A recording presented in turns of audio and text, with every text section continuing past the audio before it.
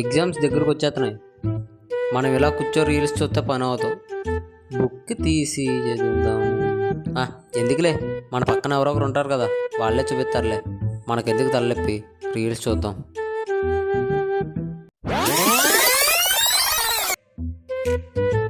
ఈ క్వశ్చన్ అడుగుదామా వద్దా? మళ్ళీ ఏమన్నా అనుకుంటుందేమో.